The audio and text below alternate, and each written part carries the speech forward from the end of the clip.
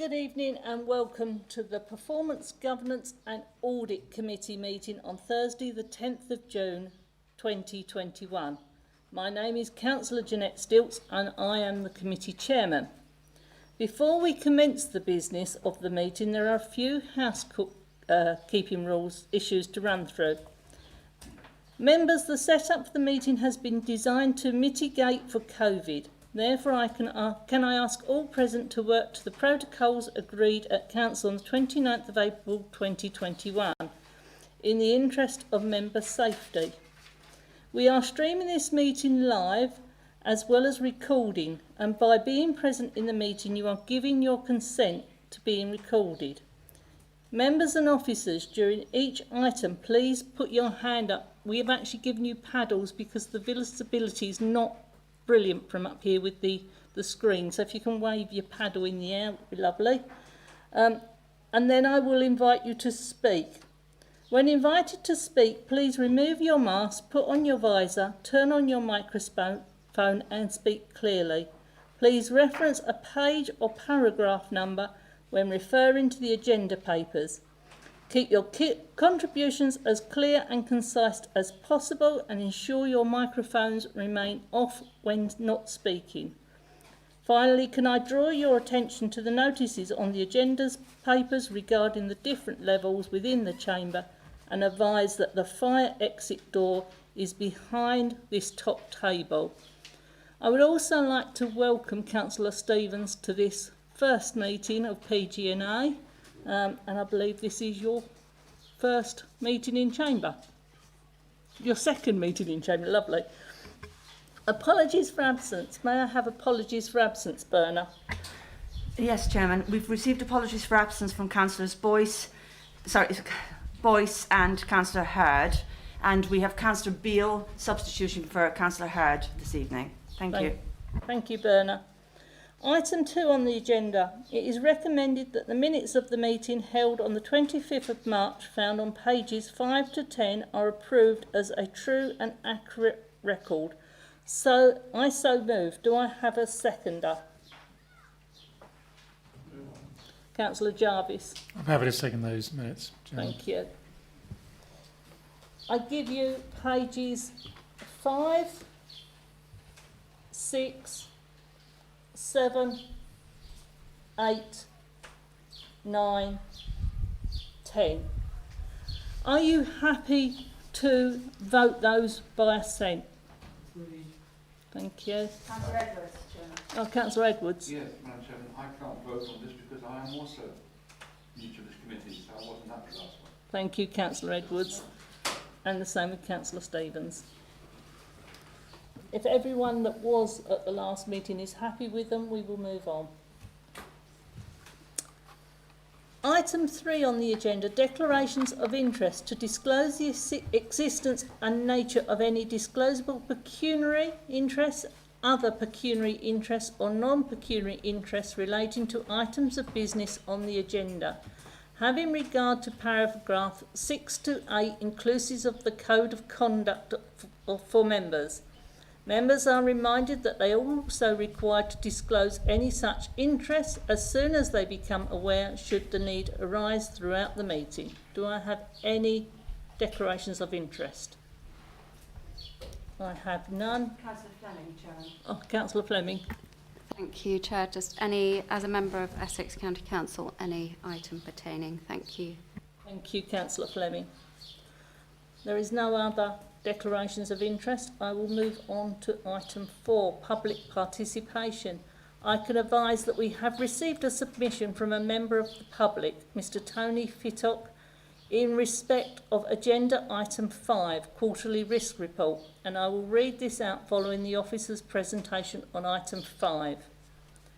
So agenda item 5 can be found on pages 11 to 18, and I call on Mr Dobson to present this item.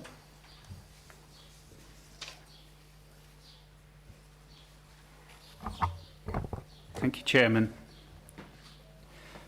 This is quarter 4 report of corporate risk covering January to March 2021. The covering report in section 3.1.1 highlights the risks that have changed in direction since Q3, and there is one risk recommended for closure. There are two risks that have seen a decrease in score.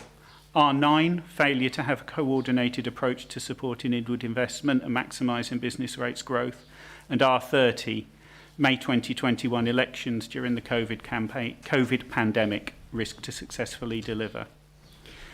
There are also three risks that have seen an increase in score.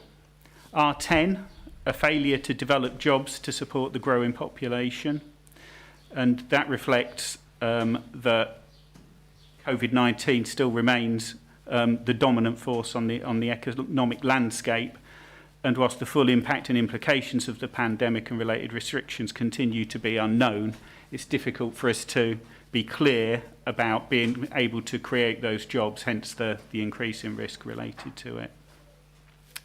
R7, the failure to maintain a 5-year supply of housing land. The LDP review was approved by Council in March 2021, and that had been triggered by the failure to maintain a 5-year housing land supply. And whilst further mitigation is being put in place, the risk has come to realisation, hence the increase. Also increased R29, the risk of failure to deliver services as a result of COVID-19. And this risk was increased because of the potential for fatigue among officers after maintaining services through the over a year now of working in pandemic conditions and including 2 national lockdowns. Whilst it hasn't had a great impact on services or in service delivery in the capacity of officers, it is an increased risk the longer that the conditions go on. There's one risk that is recommended for potential closure, and that's R13, failure to manage the impact of organisational change. The corporate plan's now been updated, resource reviews undertaken, and additional posts. There was some additional funding for posts in the February budget. And I think the organisation, that risk was relating to the transformation. I think the organisation has really come through that process now. Whilst we have future challenges, it was felt that the organisational change had been managed. Operationally, we continue to regularly review and mitigate corporate risk in line with the risk management strategy, and this report is presented to committee for oversight at this period in time. Thank you, Chairman. Thank you. Before I go to members' questions, I will move the recommendations, and the recommendations are: 1, that the members review the corporate risk register in Appendix 1 and provide comment and feedback for consideration. 2, that members are assured through this review that a corporate risk is being managed effectively. And 3, that members challenge risk where the committee feels that the council's corporate goals may not be achieved. Do I have a seconder? Chairman, I'm happy to second that motion. Thank you, Councillor Jarvis. Councillor Nunn, you had your paddle raised. Sorry, Chairman, can you deal with the public participation and public submission? Sorry, please? Councillor Nunn. I have 2 questions from the members of the public, which I will now read out. So page 15, R7, failure to maintain a 5-year land supply. And the question is, from information publicly available, it would appear that the supply of land is not the issue, it is the supply of land to the successful developers identified within the LDP. They are not developing within the time frame required to maintain a 5-year supply. Therefore, what lessons have been learnt and what can be done to mitigate the risk of it repeating itself in the future? I.e., what can be done to ensure developers develop prior to being, for want of a better word, selected? If there is doubt, should they be selected?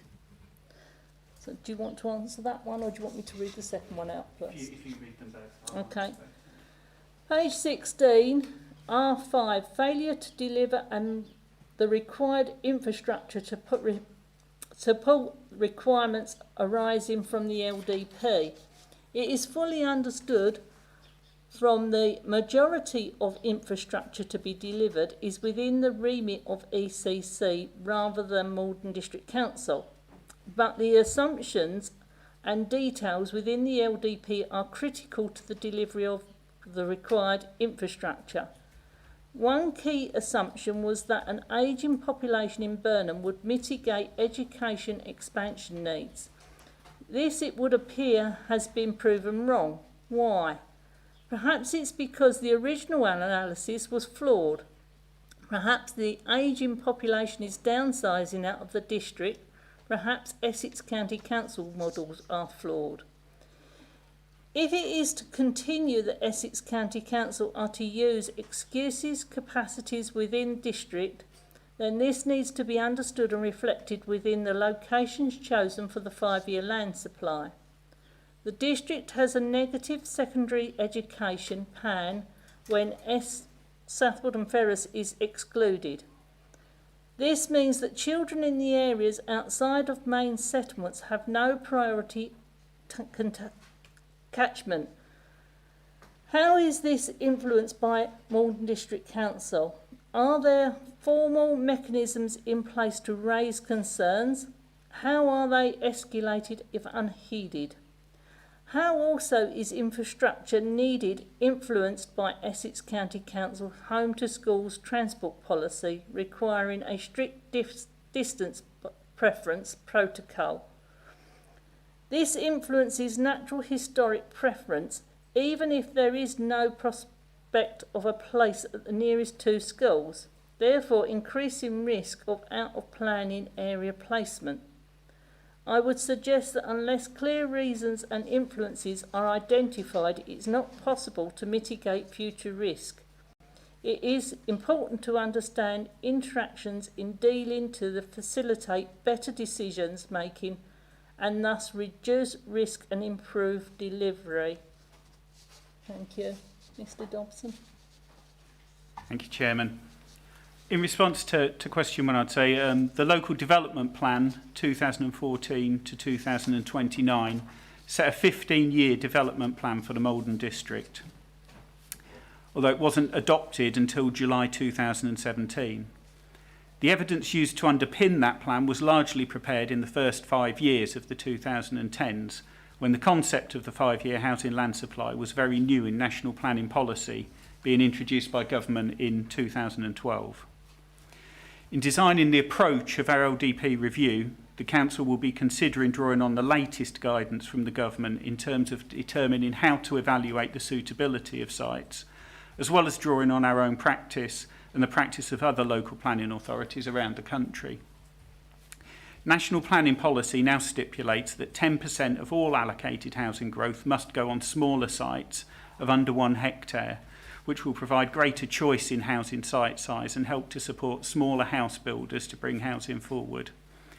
We've also undertaken a call for sites that closed on the 7th of June 2021, so we can now also start appraising the land that has come forward to that in our efforts to meet the 5-year housing land supply. Thank you, Mr. Dobson.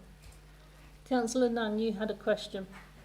Yes, I'm grateful to Mr Dodson for the report, and I think the areas that he's highlighted on page 11 are absolutely right, and it's good that we're moving in a positive direction under difficult circumstances. I just wonder whether it's premature to remove R13. I could be convinced that that is the case if Mr Dodson can tell us something about any vacancy level at the moment. You know, have we filled all of the posts in the new structure, and has turnover settled down to an acceptable level? Through you, Chair. Thank you. Thank you. Mr Dobson. Sorry, Chairman, I hadn't answered the second part of sorry. the public question. Sorry. If I can take that first. Thank you.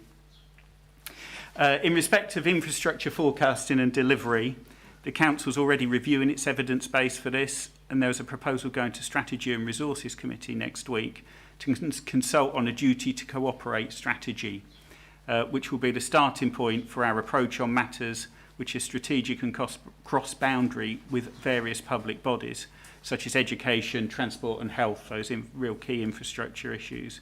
That will include Essex County Council, obviously, as the Highways Authority and the Education Authority. The LDP originally was subject to an independent examination by a planning inspector between 2014 and 2017, and he judged the plan to be legal and sound, including the infrastructure aspects. The Council, however, does intend to approach the challenge with a fresh perspective, update its evidence and understanding, and engage in a constructive dialogue with necessary bodies to improve upon infrastructure delivery in the future. And obviously through that review there will again be an examination in public and a full consultation undertaken. Thank you. Now do you want to answer Councillor Nunn's question? Sorry, yes, Can you remember? Shall I can. It was in relation to the closure of the risk around the organisational change.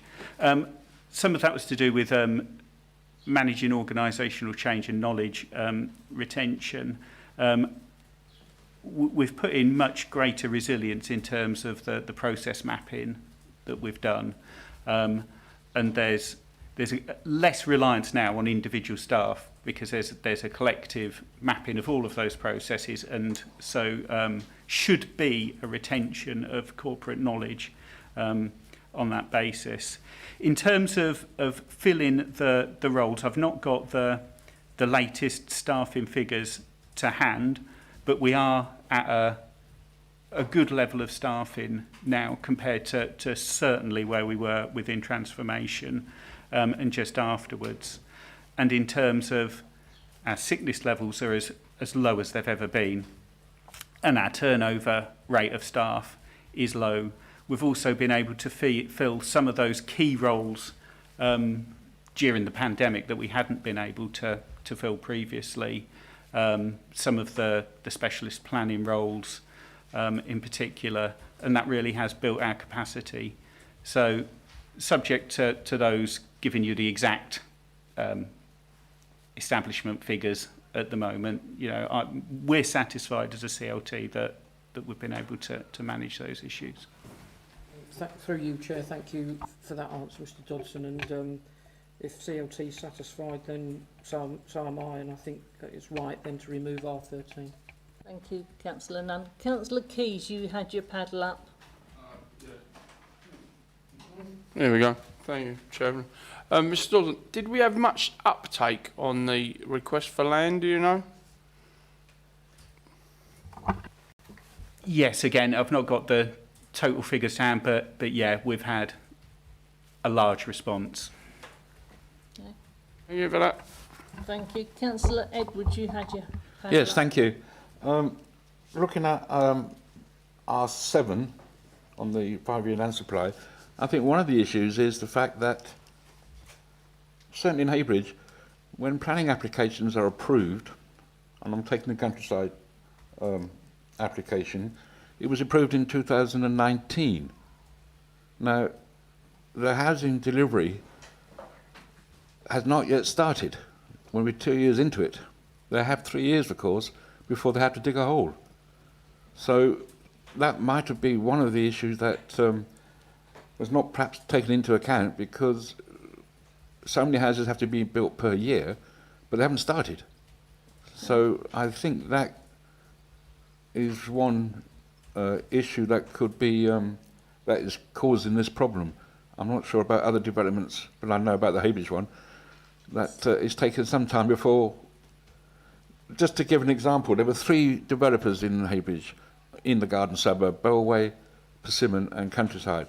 Both Bellway and Persimmon have built their houses, Countryside haven't. So you're missing a lot of houses there because they haven't actually built them. Just wanted to make that point, thank you. Thank you. Did you want to answer that? Yeah, I'm happy to respond on that.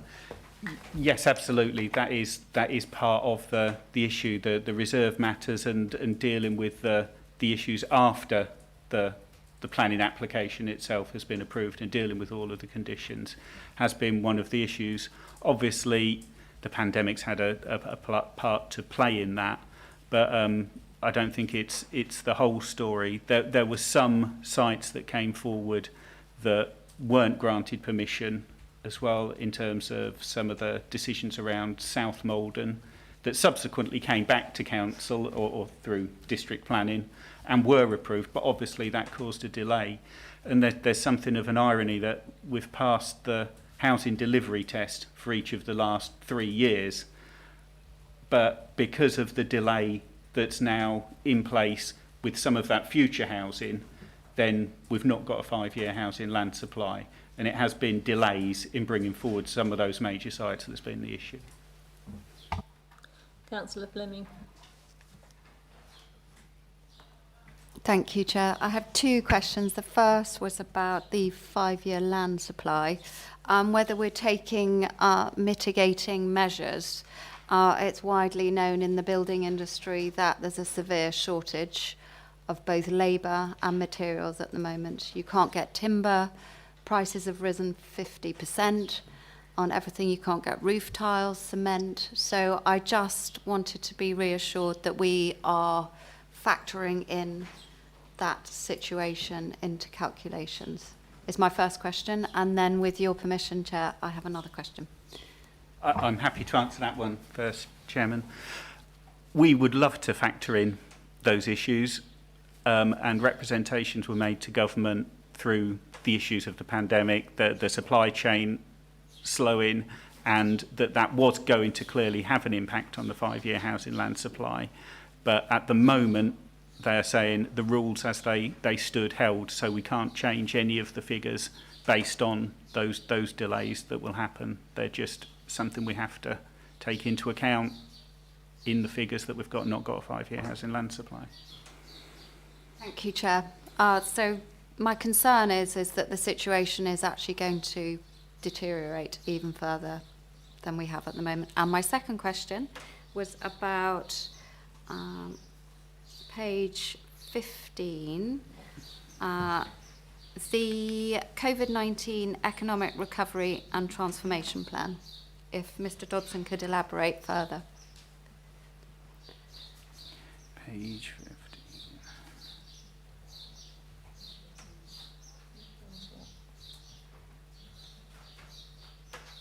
R10.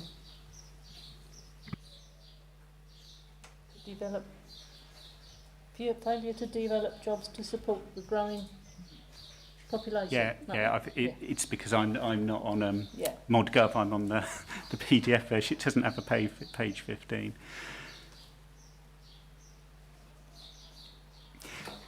Yes, there's a economic recovery and transformation plan that has been created. Much of the detail of that has been taken through the Reset and Recovery Working Group, highlighting some of the work around the economic initiatives that have been put in place around Keep It Local, Click It Local, supporting local businesses, the extra support that's going to go into the tourism sector, and as a corporate leadership team, we're looking at the recovery along with the Reset and Recovery Group around economic recovery, but also around alternative ways of working and future ways of working, and also the community recovery. And as I think it was mentioned at Reset and Recovery Group, there's initiatives like looking to bring in additional staff around economic development using the Welcome Back funding and those initiatives. Thank you, Chair. If I could come back. Thank you, Mr. Dodson. I was just a little bit surprised to see that because I've never seen that plan, and I'm the Chair, and I know that Councillor Stilt sits on it, as does Councillor Channer. So it would be helpful for members of the working group if you would share that with us. Certainly, I thought it had been through as a whole, but certainly that all of the presentations that come through from that operational document are the detail that has been shared with the committee. They all stem from that piece of work that outlined that approach. Thank you. Thank you. I'm going to go to Councillor Stevens and then Councillor Channer. Councillor Stevens. Thank you, Chair. I've got 4 questions, if I may, but they're not criticisms. This is me being new and on a learning curve. I was quite surprised not to see the environment, anything about the environment in here. The climate crisis has got to be a huge risk. I appreciate this is about corporate risk, but I'd like to know why that isn't in there. Do you want to answer that before I ask the others? Yes, happy to.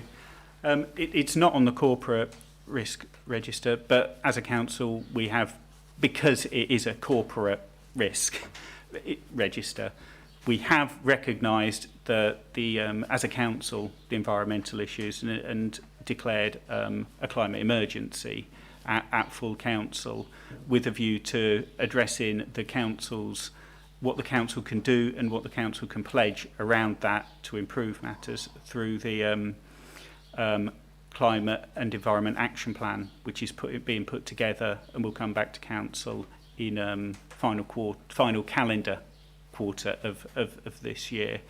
We have had some corporate risks on there before relating to flooding and the effects of climate change. But that was around the coordination of that. But it's something we can look at again, obviously, but it is because it's that corporate risk register and risks to the organisation. Okay, thank you. Apologies, just through you, Chair. Could I ask that between questions that we only have one mic on, apart from the Chair's mic each time? No, sorry, Councillor Stevens, when you asked your question, you kept your mic on and then the director answered, and it impacts on the actual, the recording feed. So, thank you. And you want to ask? Sorry about that. R29, which was a risk of failure to deliver because of COVID, does the information in here also reflect people who are one step removed from the council itself, so service providers like housing associations, for example, please?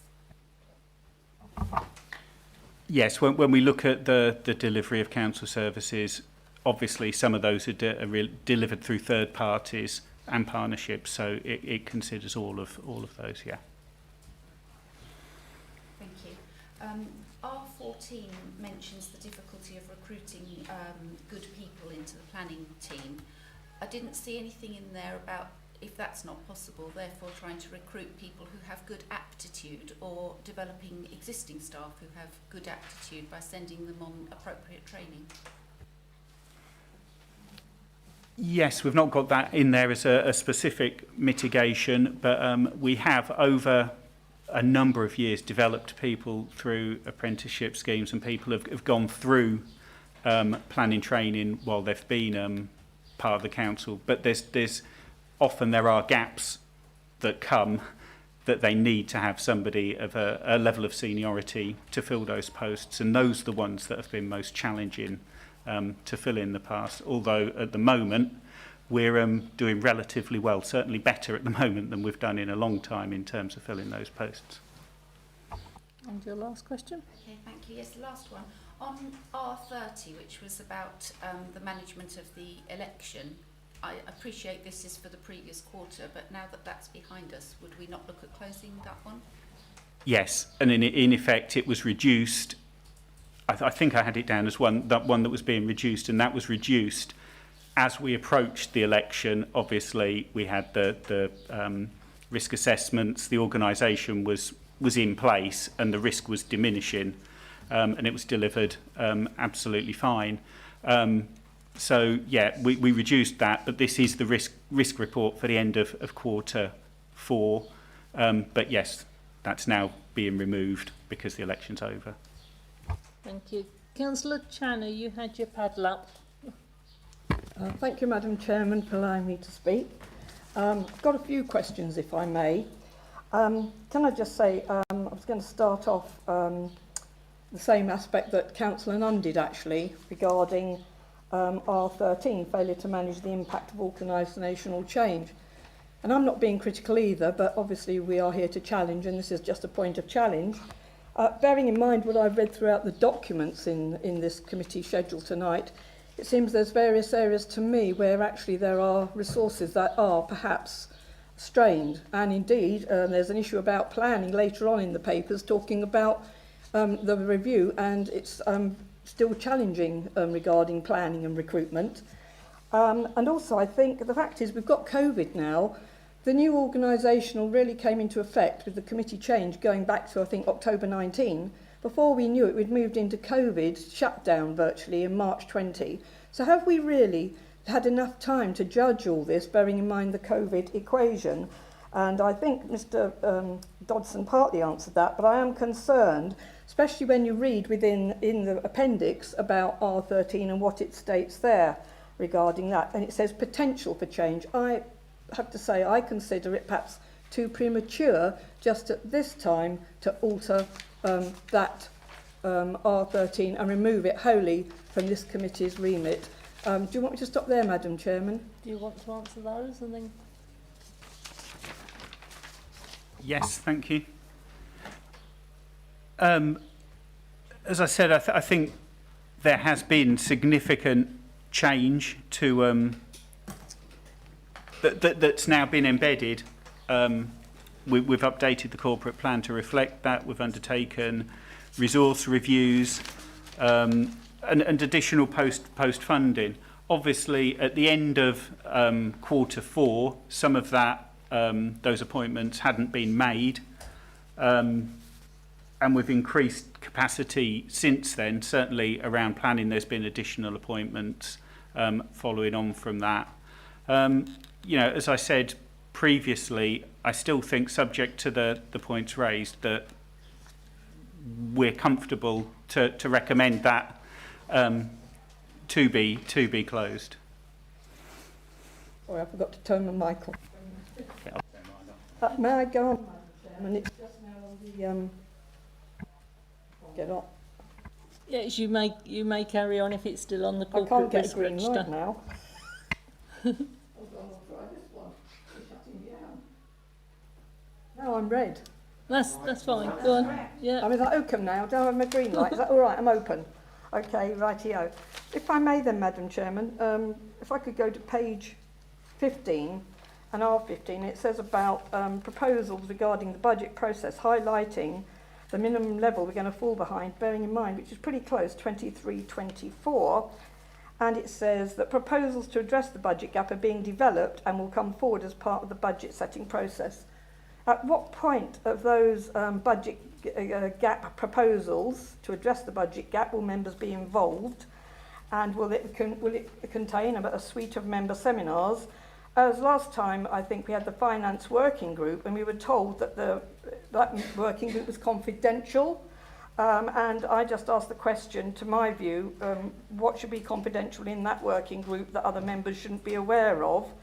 And also, bearing in mind the amount of business grants that we've been distributing for the government, and bearing in mind there could be another suite of funding in relation to that in June, and depending on how we process those, we may receive extra funding or not. Could we be given an update perhaps on that requirement?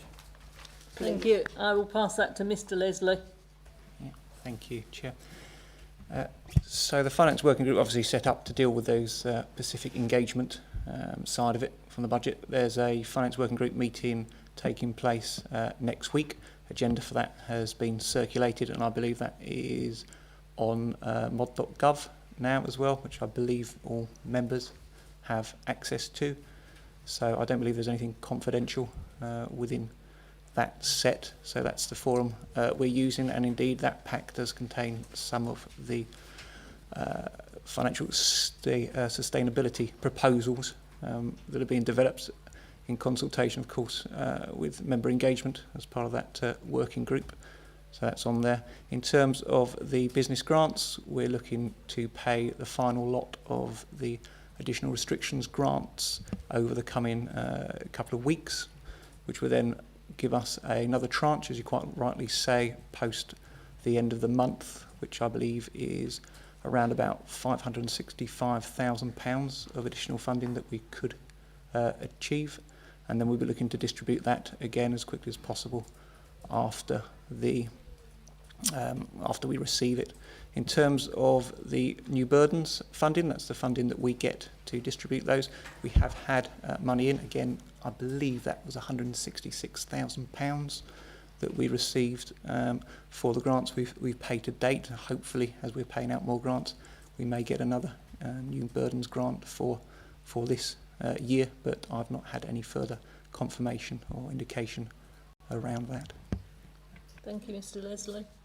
Councillor Channer, do you have any more questions? Or? Yes, I do. Just on these ones, if I may. Do you want me to give them all in one go? Because they're pretty short questions. Will that be helpful? Go on, yeah. Yeah. If they're all for the same officer, that would be lovely. I don't know quite who decides who's going to answer. So R10, in fact, Councillor Fleming's raised the very point I was going to ask about that plan, because I wasn't clear how members were going to be seeing that.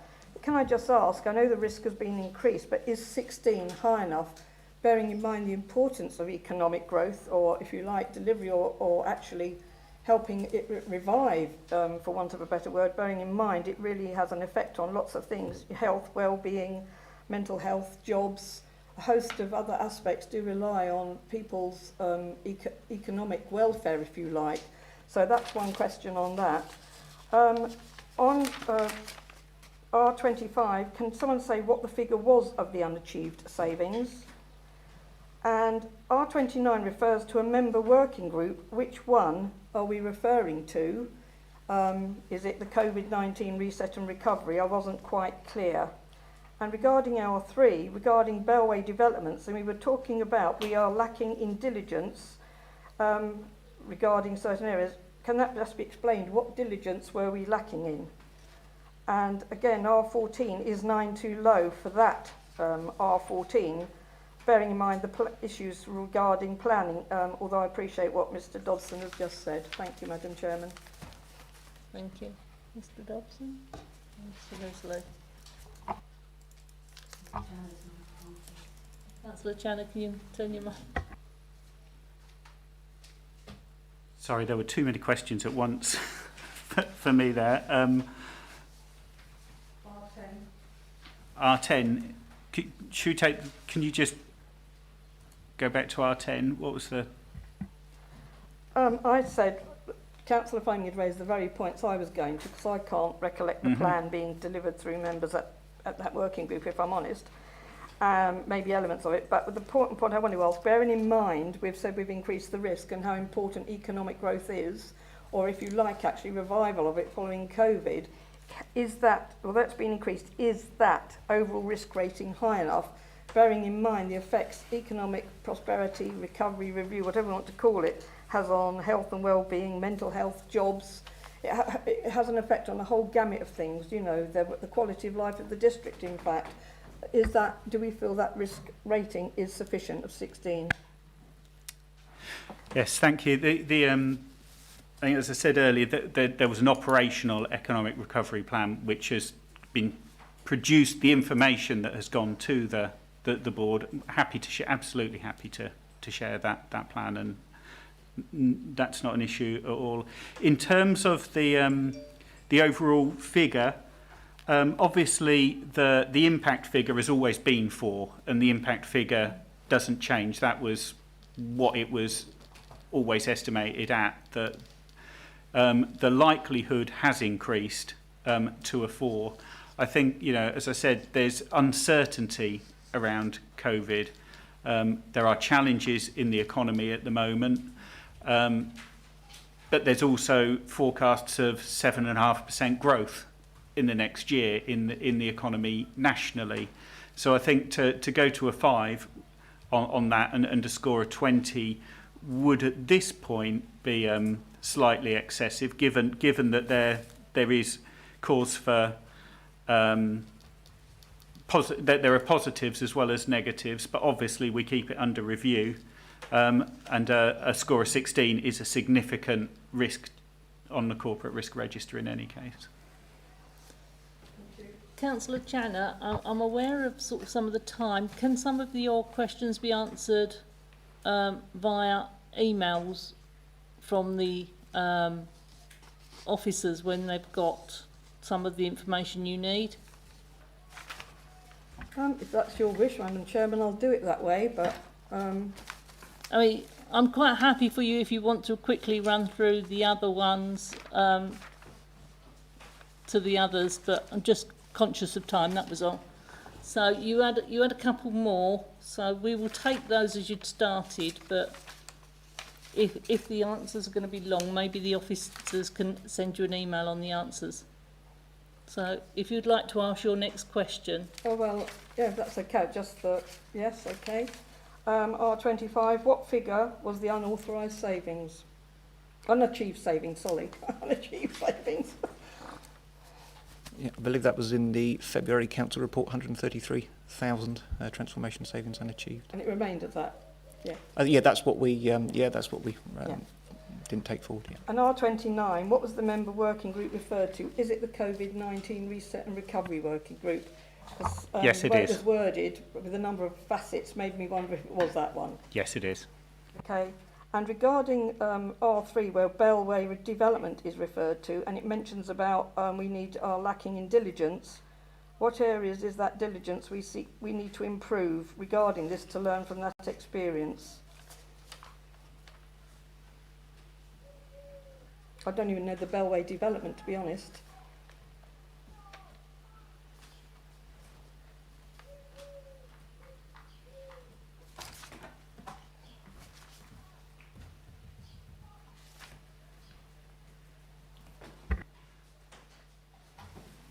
I believe that was where there were changes to the required size of developments, and there had been changes, and I'm summarising this from memory. I understand there had been changes to the regulations around the size of properties and the requirements on them, and that under the conditions that went out originally, they were approved, and that as the regulations had changed, there wasn't then the opportunity to change it. It's quite involved. I'm happy to answer that in more detail outside of the meeting, but I believe that's what that relates to. Yes, thank you, Madam Chairman. I would appreciate that. I'll leave it there. I won't ask the last one. It's another one I think is a bit too low in the ratings, but I'm sure Mr Dodson will explain it in a similar vein to which he did regarding my concerns about the other R rating. Thank you. Thank you. If you would like to email that question to Mr Dobson, then he can answer that after this meeting. Chairman, Councillor Fleming. Councillor Fleming, sorry. Thank you, Chair. I'm conscious of time. So just quickly, I wanted to ask Mr Dodson about R13, failure to manage impact of organisational change, particularly in relation to the current administrative backlog in the planning department, which has been raised with me by individuals across the district and also parish councils. I'm told that comments are submitted via the planning portal and also delivered to offices and sent in by email are not being uploaded onto the system for public view. If you would like to comment on that, thank you. I'm afraid that's not an issue that I've been made aware of, so I'm not able to comment on that. I don't know if Mr Holmes is aware of that. Thank you, Chairman. Not specifically, no. I know there have been issues in the past with the planning portal. It's an external site which we don't directly manage ourselves, but I'm more than happy to look at the instances that you've mentioned and see if I can get into the resolution for that for you. Thank you, Chair. If I can just come back, I have raised it with Mr Lee, and he acknowledges that there is a 3-week backlog with the admin of comments onto the system. Thank you, Councillor Channer. If I can ask that you email it to Mr Holmes or Mr Dobson, and then they can look into it for you and come back to you. Thank you. Is there any other member questions? No. So I moved the recommendations earlier. So the recommendation 1 was to review the corporate risk register in Appendix 1 and provide comment and feedback for consideration. Little 2 was the members are assured through this report that the corporate review is being managed effectively, and little 3 that the members challenge where the committee feels that the council corporate goals may not be achieved. Is everybody happy to accept that by succinct? Agreed, thank you. We move on then to item 6 on the agenda, which is the review of corporate performance Q4. This is found on pages 19 to 40, and I call on Mr Dobson to present the report. Mr Dobson. Thank you, Chairman. This is the end of year performance report and the last that reports against the outcomes prior to the corporate plan refresh. Clearly, it's been a year like no other when we've had to continue to deliver against a background of a pandemic, including 2 periods of national lockdown. Despite that background, I think this is a positive report and shows good progress in general over the last 12 months. Section 3.3 of the covering report gives a broad outcome update for each of the thematic strategies in the corporate plan. Section 3.4 of the covering report then highlights the specific indicators highlighted at risk, which means that delivery has not achieved what was set out. These have been highlighted in earlier performance reporting and wider member communications, and a lot of these have been impacted by the pandemic. Conversely, there are some areas where we've still achieved an outcome, but it was not how we identified it would first be achieved. For example, community engagement and support for shielding groups will have contributed to reducing social isolation, but was obviously never part of the delivery design. And channel shift was outlined as supporting those who came into the offices to go online and support them with that. Obviously, the offices have been closed, but the shift to online has happened as more people have naturally embraced technology during the COVID outbreak. Sitting behind the covering report, Appendix 1 gives the detailed list of indicators and updates that inform the high-level assessment.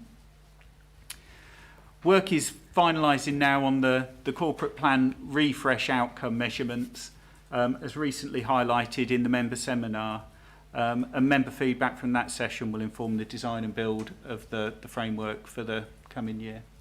Thank you, Chairman. Thank you, Mr Dobson. Before I go to the questions, can I move the recommendations that the members review the information set out in this report and Appendix 1 with priority focus given to the strategic outcome level performance, and little 2 that the members confirm they are assured through this review that corporate performance is being managed effectively. Can I have a seconder? Happy to second those recommendations, Chairman. Thank you, Councillor Jarvis. Councillor Nunn. Yes, thank you, Chair. I'm grateful to Mr Dodson for the report, and I agree with him. It's been a year plus like no other, and I think on that basis it's amazing really that there are more red dots than we've got. But if I can turn to page 34, please. The maintaining open spaces, it specifically talks about a management plan for the prom as it relates to green flag status. And, you know, I think what's important really as we go forward is that that management plan is a wider plan that takes into account all of the strategic issues relating to the prom. That's my first observation. And my second observation relates to the other red dot on 34, which is air quality. And things seem to have gone very quiet in terms of Market Hill and the air quality work. And I know that the last meeting that I went to, there was a delay from Essex County Council in terms of monitoring work. And we were promised further monitoring, and it didn't manifest itself. And I just wondered where we were with that now. Thank you. Mr Dobson. Mr Holmes. Thank you, Chairman. Yes, on those 2 points. First, the management plans. I absolutely agree that those management plans are essential and as wide-ranging as possible. They have been scheduled for some time, but unfortunately, other workload has created a sort of backlog. But I have discussed it with the team, and it will be one of the team's objectives this year to deliver that management plan. I'd like to see that come to Council in the autumn or into the winter, certainly, so that we can plan appropriately for next year. So have an assurance that plan will cover the whole of the park, all aspects of its management, maintenance and care, and that will be coming to members later this year. On the second point regarding air quality, You're absolutely right. The county council have delayed the surveys. It's because traffic levels aren't yet, or weren't certainly, and we're talking about Q4 here, at anywhere near normal levels. So therefore, they were waiting for a form of recovery so that the exercise could be constructive. I checked with the officer this afternoon about progress. He will be calling another meeting with the working group. We weren't successful in our funding bid to accelerate the action plan, so some options will be put forward to members, which may involve the district council funding or alternative, looking for an alternative funding source. Again, an assurance that that is coming back to members for consideration. Thank you, Mr. Through you, Dobson. Chair, very grateful to Mr Holmes. Thank you. Thank you, Councillor. None. Any other members of this committee got a question? Councillor Keys. Cheers, Madam Chairman. It's a question that I'm asked a lot of the time. Improve access to superfast broadband across the district, on track and progressing.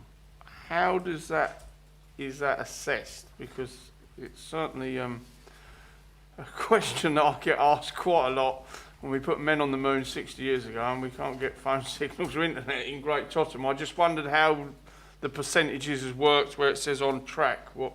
How is that assessed? Please.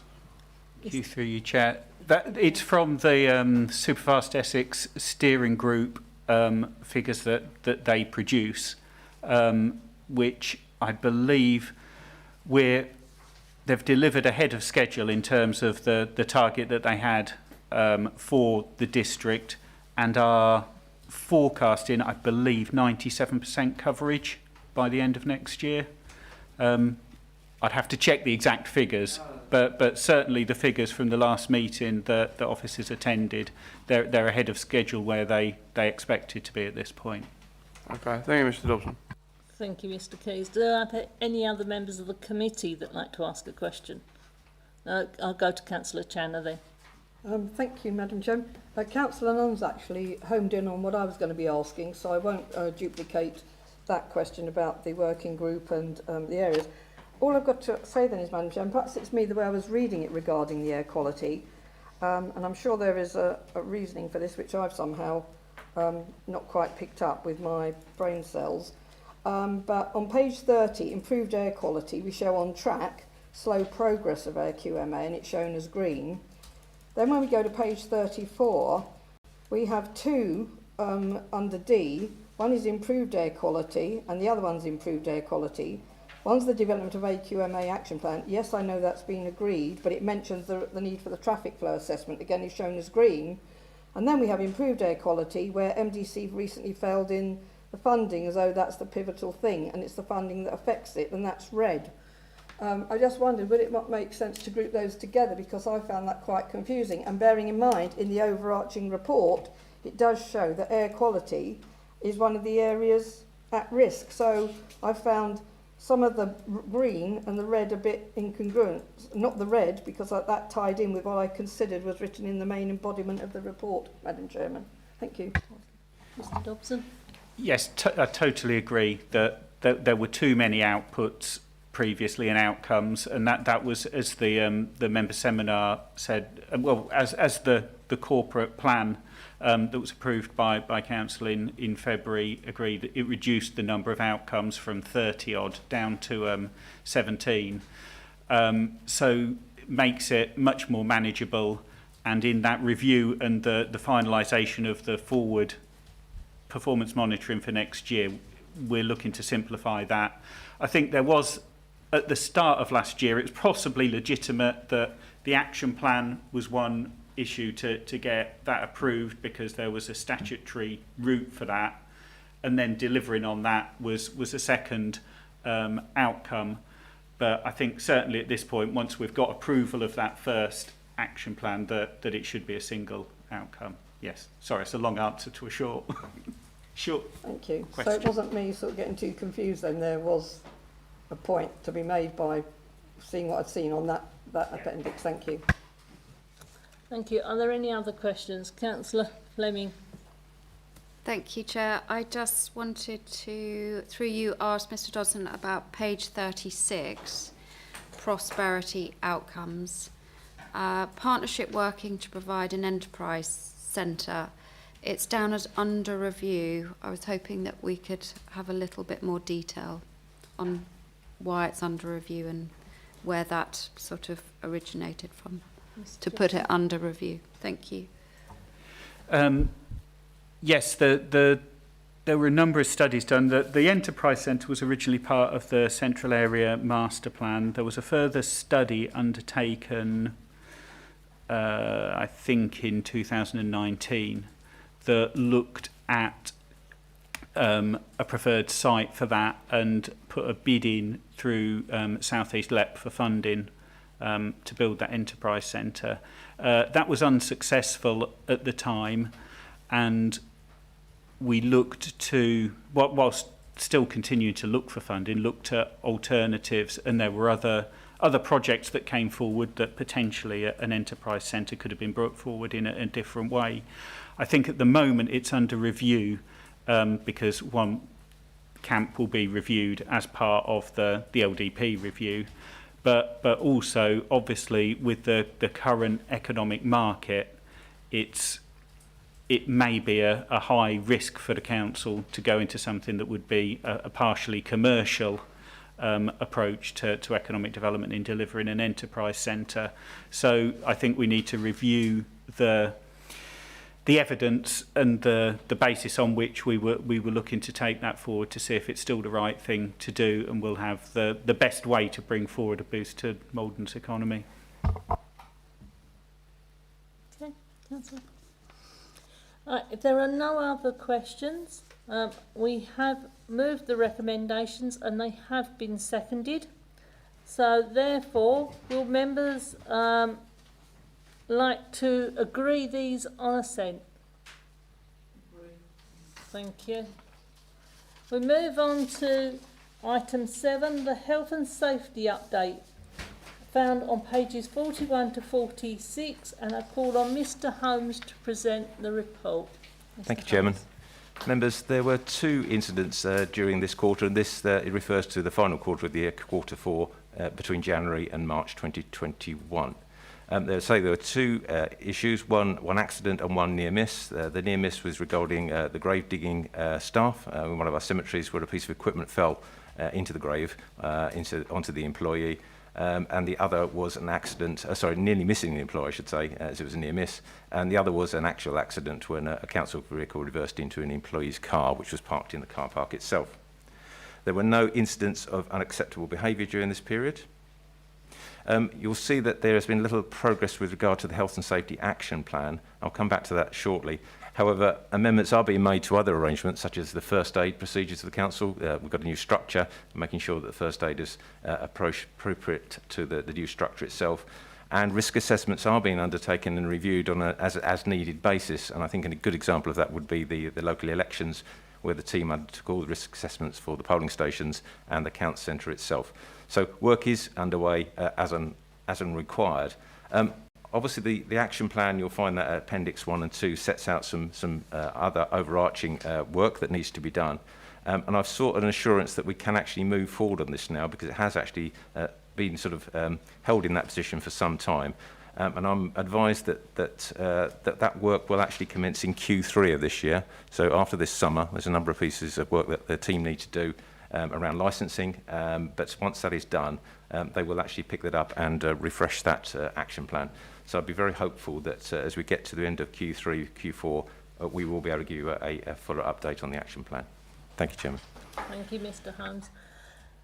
I move the recommendations. Little 1, that members review the information as set out in the report and associated appendices, and little 2, that members confirm that they are assured that through this update, health and safety is being managed effectively. Can I have a seconder? Happy to second that, Chairman. Thank you, Councillor Jarvis. Do I have any questions? Councillor Nunn. Well, it's more of a statement, really. On page 43, there's a throwaway line about risk assessments and a reference to COVID-19. I think that there's more to it than that. You know, I think this council should be commended, when I say this council, officers, for the work that they've done in relation to risk assessments around COVID-19 and the way that they're trying to do all they can to keep members and officers and the public safe, not just here in the council chamber, but also at the football stadium. So, you know, I think that that should be mentioned in this report, that they're very effective risk assessments. So it's not a question, it's a statement, really. Thank you, Councillor Nunn. Councillor Channer, did I have any other members of the committee that wanted a question? As Councillor Edwards.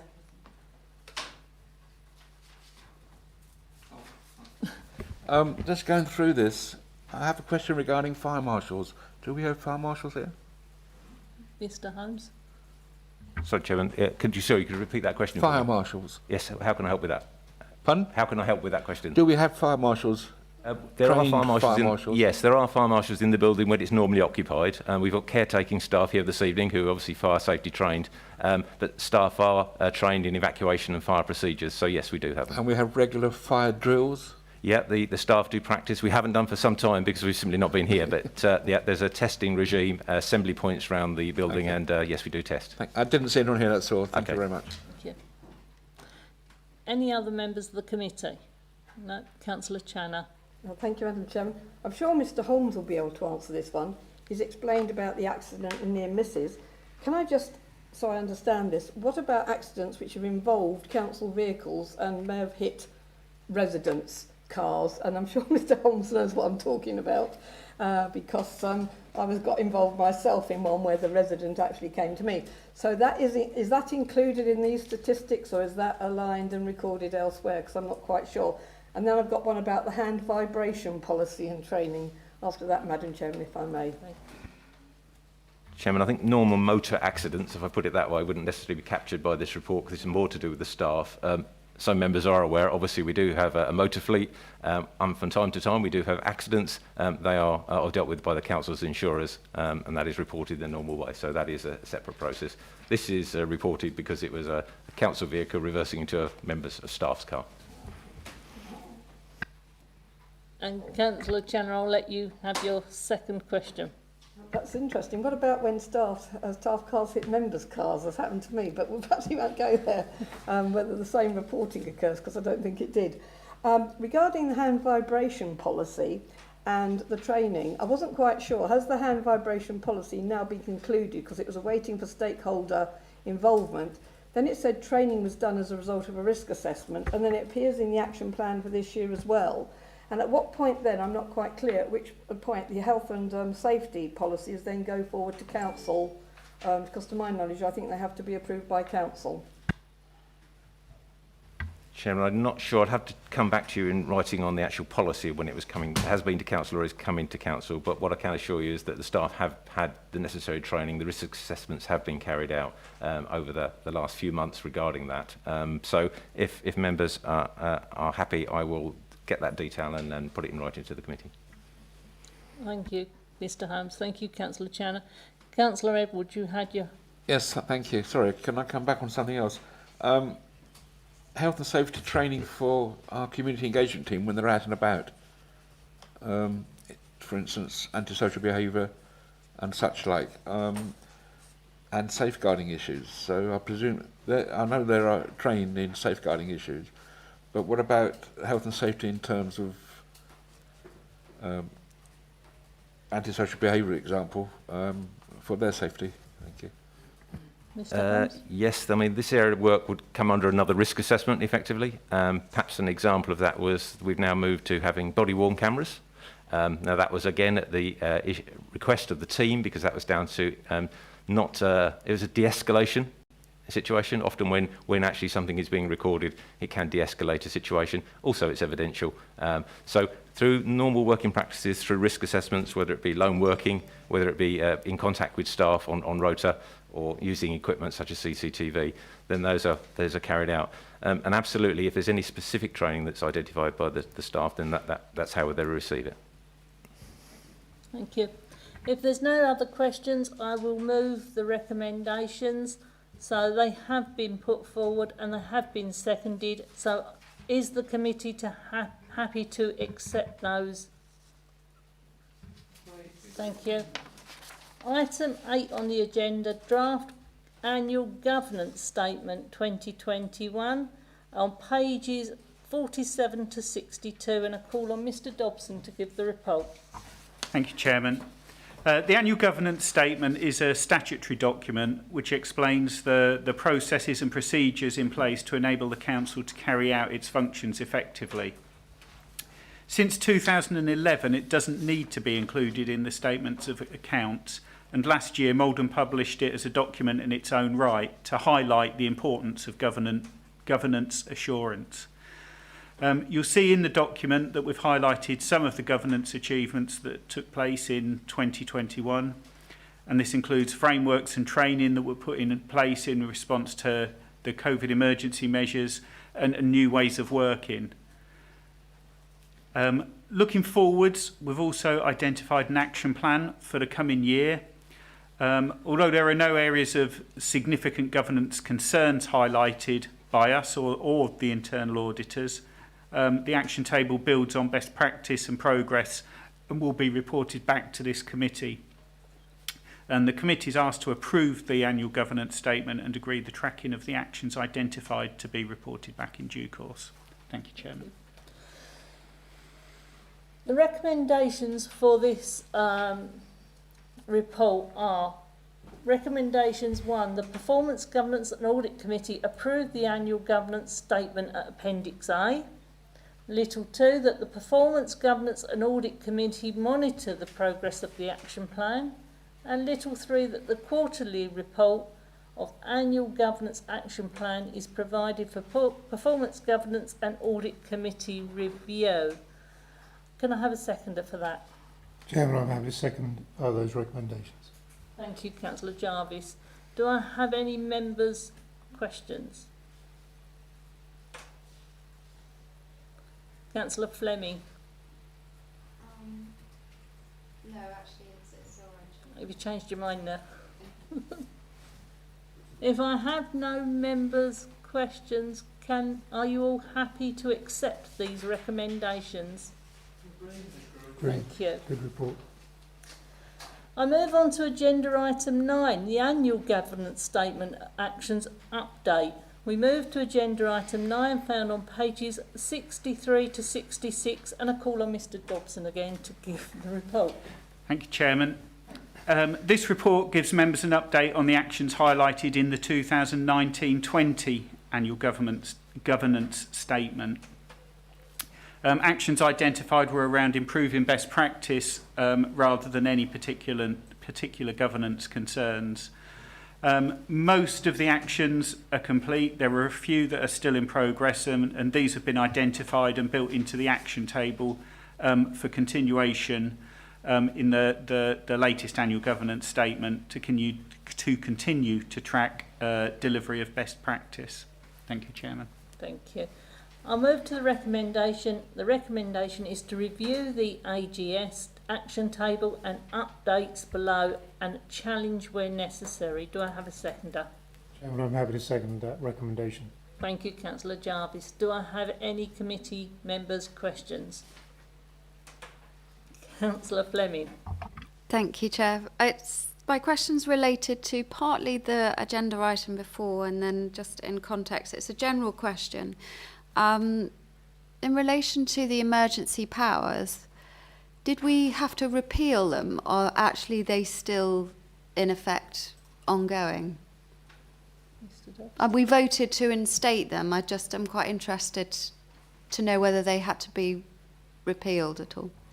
Or we had to vote to remove them. Through you, Chairman, I don't think Council voted to put in emergency powers. They put in a COVID-19 interim measures group, which was to make decisions in lieu of committees, and for that group to advise for the directors to consult that group in making decisions under the normal emergency powers. So there were emergency powers that are written into the Constitution, and those were used. But in lieu, what happened was the meetings were suspended and it was the COVID-19 interim measures group, I think, that was new. That lapsed at the time that it ended, and obviously committees started again. So we operate with our normal committee system, but there are always emergency powers in place that can be used to deal with emergencies, whether that happens because of short timescales and something that there's not an opportunity to take it through a longer process, or if there's anything that happens. So those emergency powers always sit there. Thank you. Is there any other member questions? Councillor Stevens.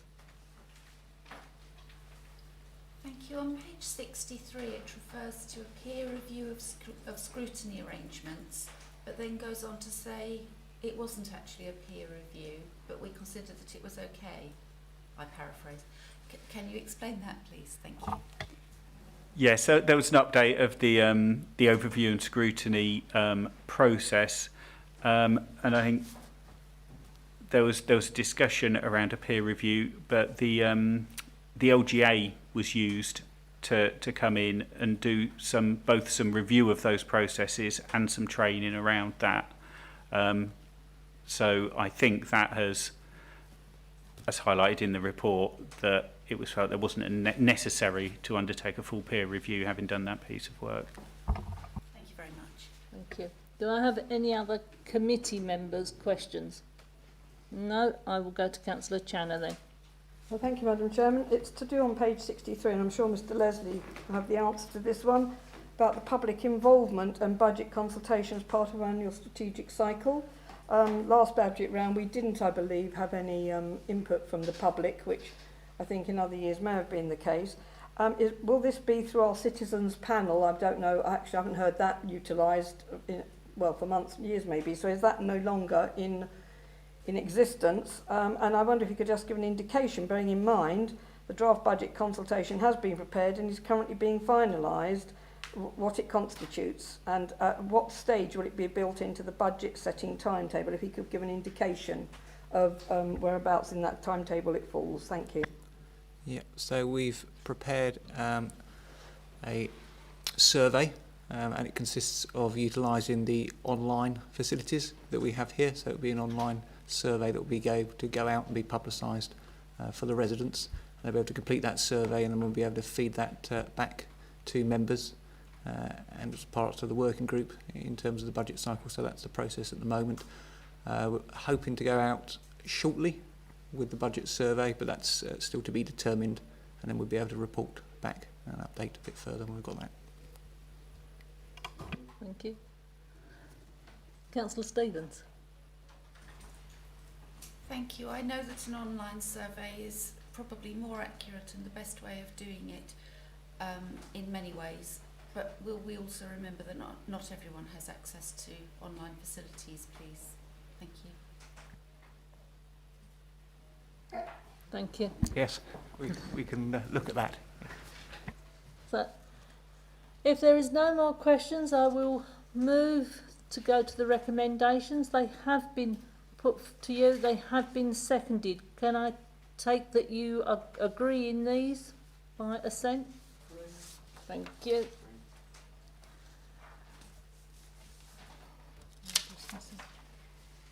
So item 10 on the agenda is the annual report on whistleblowing. We move to pages 67 to 68 and I call on Mr Leslie to give the report. Thank you, Chairman. So by convention, this report is provided annually to the committee. It identifies the number of whistleblowing incidents that had occurred in the year, which was none. The whistleblowing policy provides an internal process for those with serious concerns about any of the council's work or activity to blow the whistle or raise it. Key objectives of the policy include encouraging legitimate concerns to be raised, protects whistleblowers from reprisal, provides a procedure for whistleblowing, ensure whistleblowing concerns get a response, and gives advice on what to do if they believe the response is not good enough. Thank you. I move to the recommendation. So the recommendation is little one to consider the report. Do I have a seconder for that recommendation? Happy to second that recommendation, Chairman. Thank you, Councillor Jarvis. Do I have any questions from any members? Councillor Fleming. Thank you, Chair. I just wanted to ask Mr. Leslie whether we conduct exit interviews, because often employees like to comment on the way out, don't they? And actually, it can be a very beneficial process, and whether we record that information and whether this committee would be able to access that information. Thank you. Mr. Leslie. Yes, we do conduct exit interviews, and if anything of concern is within them, that gets raised. I don't believe there's anything currently that goes to committee around that, but perhaps I could look at the reporting process and consider where it goes, and perhaps come back on that, if that's okay. Councillor Jarvis, you had your hand up. Thank you, Chairman. My question relates to how familiar staff might be. I'm conscious of paragraph 3.4, which says there's been no whistleblowing concerns, and my concern might be if that had been the case. Perhaps that's my first question. If that is the case for several years, can we be given greater confidence that the whistleblowing system procedure is known to staff? Can officers confirm, for example, that there is annual training, so that and can they confirm that there is some system for recording sort of near misses? Because a report that tells me that there have been no instances, and if officers confirm to me, which they might do, that there have been no instances for a number of years, sort of whilst that looks good at first glance, could suggest that perhaps there's a fundamental weakness in the system. Fundamentally, it's not being used. Thank you, Councillor Jarvis. Mr. Leslie. So in terms of the policy being available, it's on fresh service for to be accessed. It's also within the fraud policy website as well. So if people don't know necessarily the name of the policy, usually as a search for fraud will be able to come up, identify that section, and it's within the fraud section within fresh serve, so that's available there. We conducted fraud training with officers just under a year ago now, and that involved some of the key officers in resources, housing, revenues and benefits areas around those key risk services. Part of that included the whistleblowing. What we're also doing as well is to put that on the all staff email that gets circulated, just to make sure that promotes it further with all staff. So hopefully that gets the message out there, and it can be raised if anything of concern comes. Councillor Jarvis, do you have a Yes. follow-up question? Thank you for that answer. If I might just add, I think it would be a good idea not just to have it on the system, but to ensure that full training is given to all staff, not just senior officers, so that everybody is familiar with the whistleblowing procedure, and that they know how and how they should go about making such a return and what the implications are, so that it can be used to full effect. Because, indeed, if there are issues we'd like people to mention and refer through, we can only then make improvements which we can benefit from.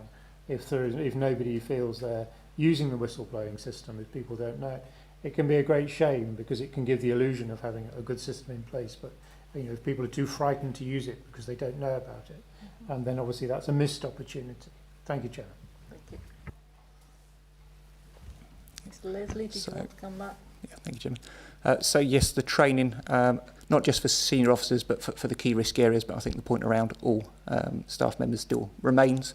And in fact, we're looking at actually our fraud training, and whether we can perhaps do something for all staff around that, which would then include the whistleblowing policy as part of that. So it's definitely something that's under consideration currently. Okay. Does any other members of the committee have a question? No. I will go to Councillor Channer then. Thank you, Madam Chairman. Councillor Jarvis actually has touched very much on what I was going to ask, and therefore can I add my adjunct to that, which I was going to be asking or thought might be a reason behind it. Bearing in mind COVID, and we're talking about this municipal year, we have been out really of the offices, serve officers for really that municipal year. Does he feel that's had an influence on it, and that could result in why there's been no reports? Because working from home, you're not actually in the work environment where more things might become sort of pertinent, or you become aware of, you know, telephone calls or whatever, or other things you might see because you're working in a bit of isolation, say for Teams meetings and emails. So that was one point. And then I notice it is an internal document, but it does say, obviously, that it is for employers to disclose any concerns about malpractice by any colleague or counsellor. Now, counsellor to counsellor, we're very well aware what we can do. We have a code of conduct and we can make complaints, etc. What about if a counsellor may have want to whistleblow regarding concerns they have in respect of officers? Does the whistleblowing policy account for that as well? And if not, what route do members have in terms of whistleblowing regarding officers? Thank you. Mr. Leslie. Okay. So in terms of historical figures, I look back, I think 3, possibly 4 years, I've not seen that there has been any reports of whistleblowing either. So again, with COVID, we haven't had any more. So I couldn't really say whether COVID's had any impact because we're still the sort of same at 0 in the past around that. In terms of members, yes, they can use the policy in place to raise any of those concerns. So it's equally valid for councillors as well. Thank you. If there's no other questions, I will go to the recommendations. I put the recommendations before you. They have been seconded. Do members want to accept those on succinct? Lovely, thank you. Item 11 is the Section 106 update. These are found on pages 69 to 72, and I call on Mr. Dobson to present the report. Thank you, Chairman.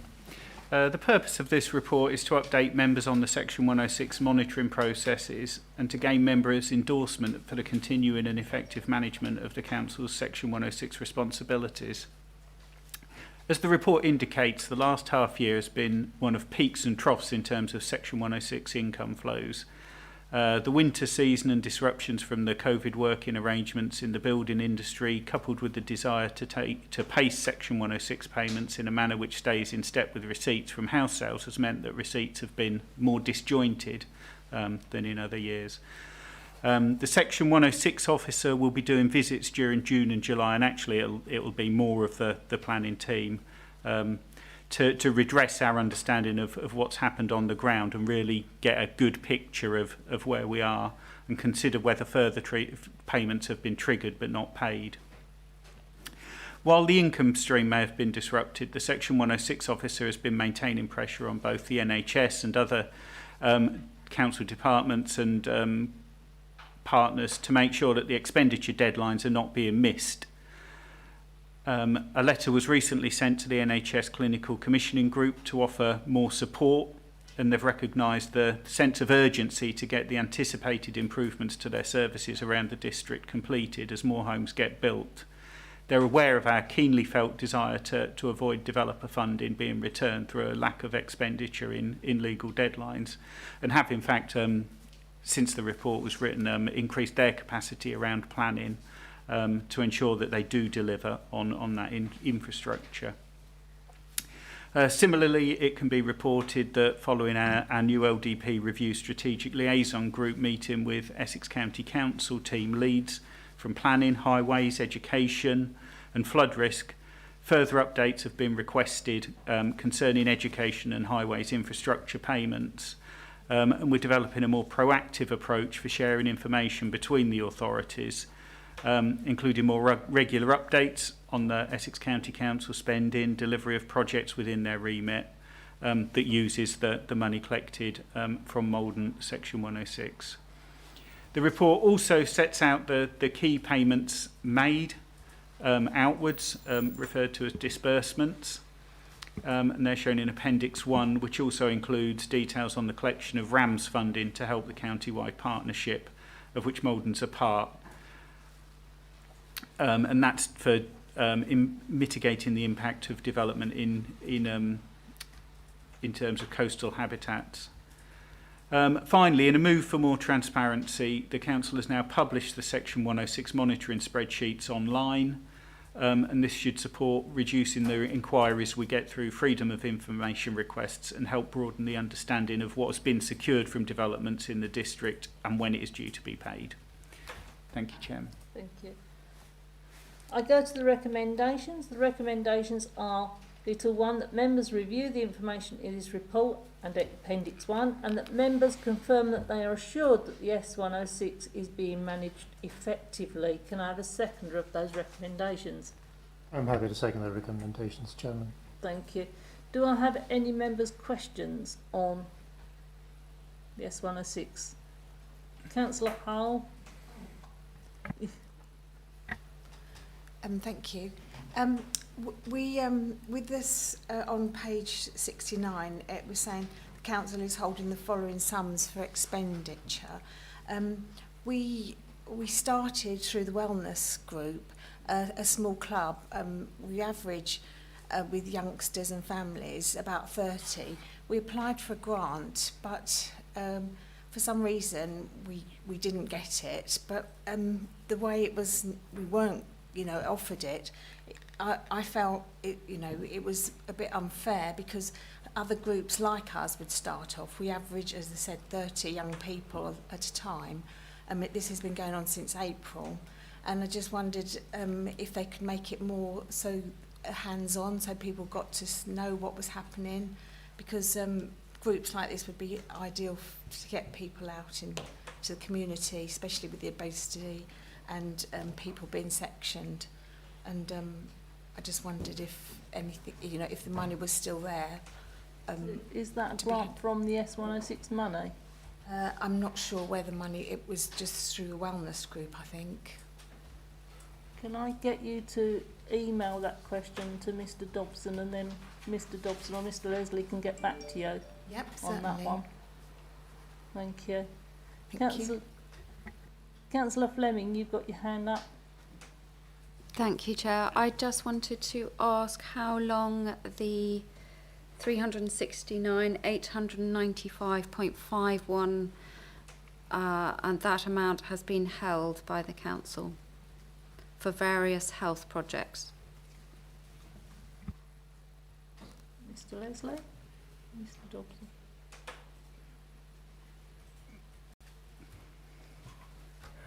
Sorry, I don't have that information to hand, but happy to have a look and circulate it.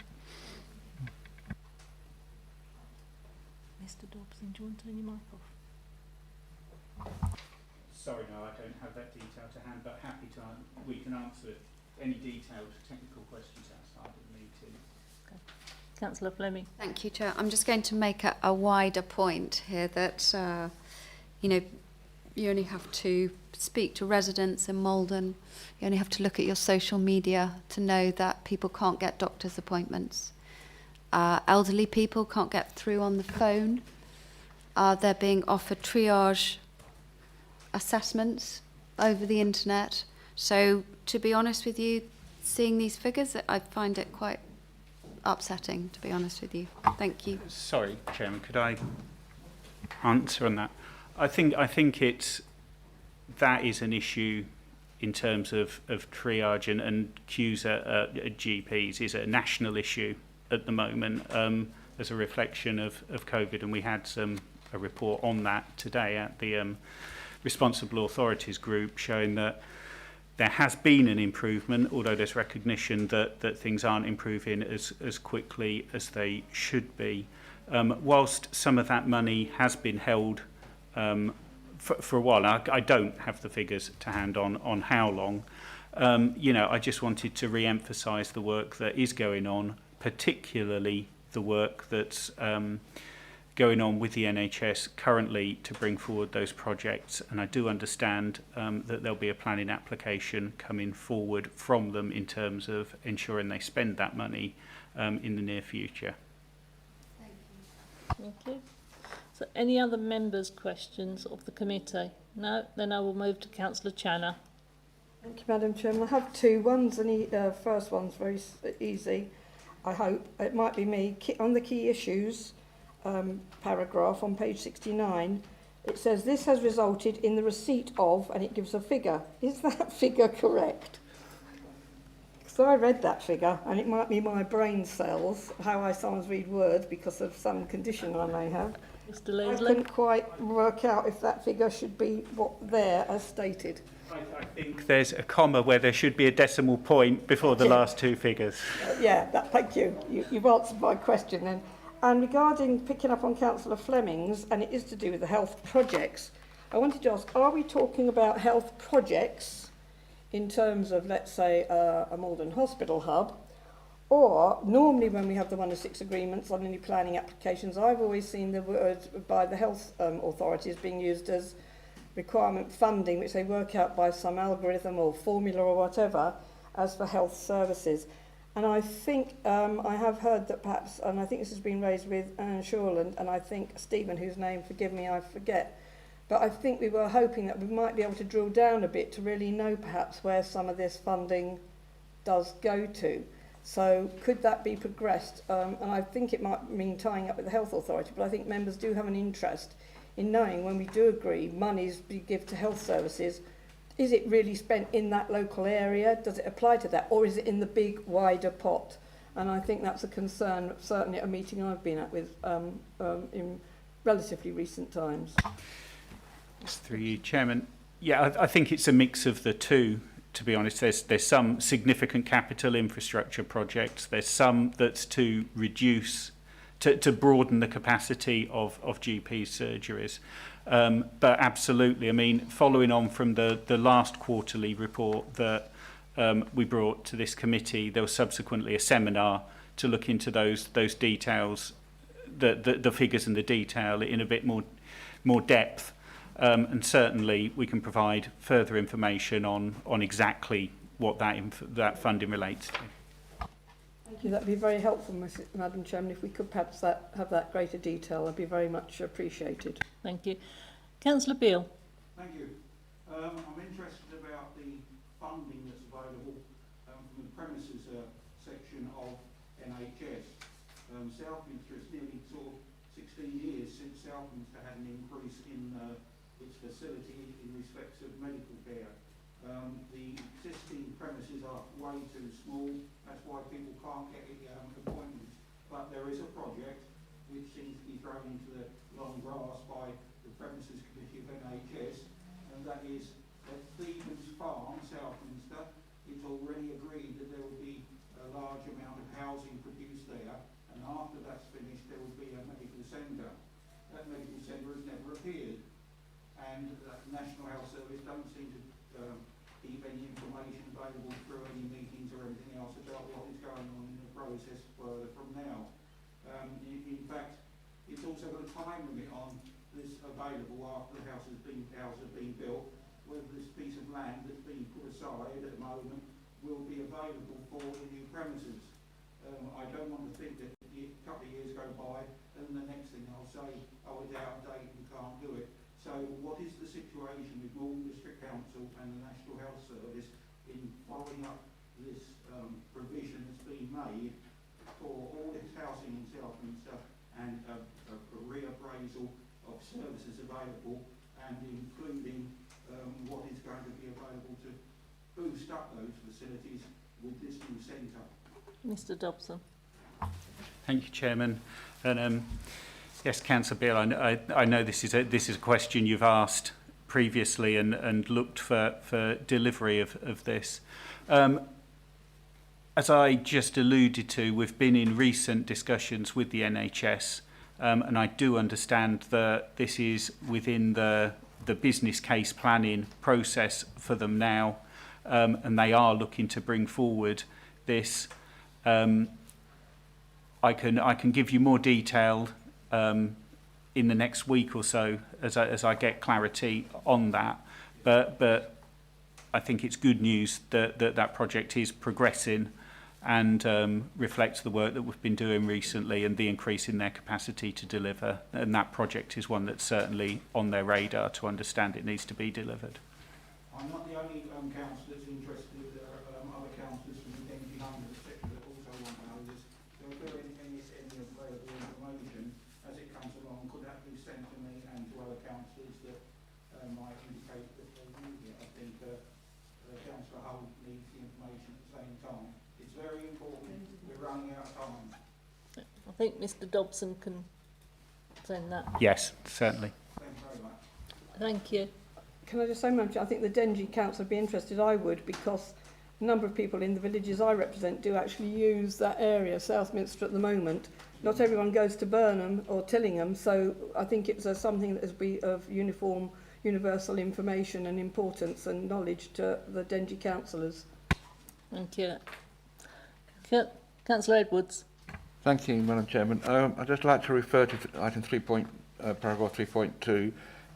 Can we be assured that some sort of management of payments of S106 agreements from developers, I see that it's being restructured, the timing of these payments, to make sure that they don't fall behind, or developers purposely not finishing phasing of the developments. I know 106 payments are phased, but is that money, can we be assured that it's going to be managed in a way that we do get that money from developers?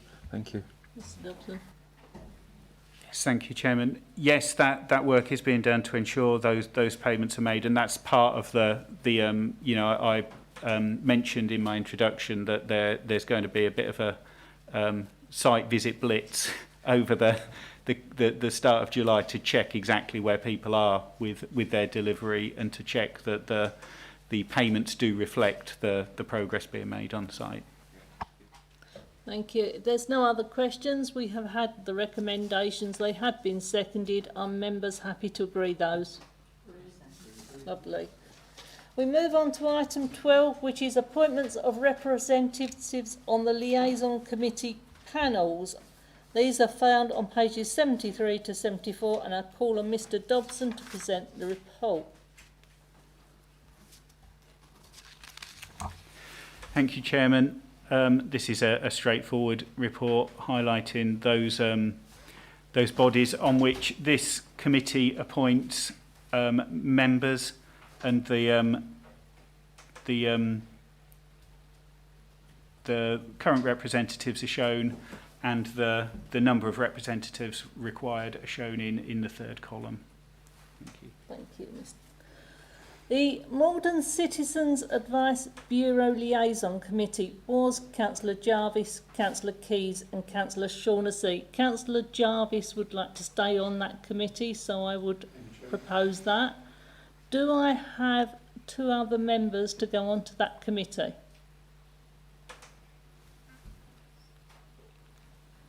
I need to have two members to go on to that committee. Councillor Stevens, you'd like to go on, and Councillor Fleming. Lovely. The Malden District Museum Liaison Committee at the moment is Councillor Hull and Councillor Keyes. From the Chair, I'd like to propose Councillor Nunn and Councillor Stevens. Do I have a seconder for that? Thank you. The Parish Clerks Forum is the chair of the committee, and the River Crouch Coastal Community Team is also the chair of the committee and the vice chair. Those are the positions. So the council committee appoints representatives for the outstanding bodies detailed below for the municipal year for May 2022. Do I have a seconder for that? I'm happy to second that recommendation. Chairman. Thank you. And is everybody happy to agree that? Thank you. With that, I'd like to close this meeting. Thank you, members, for contributions this evening. I draw the meeting to a close at 9:08. As the meeting is now closed, members are advised not to enter into any further discussion. Please leave the meeting promptly, keeping in mind social distance requirements. Thank you very much for your time. Thank you, officers, and thank you, Bert.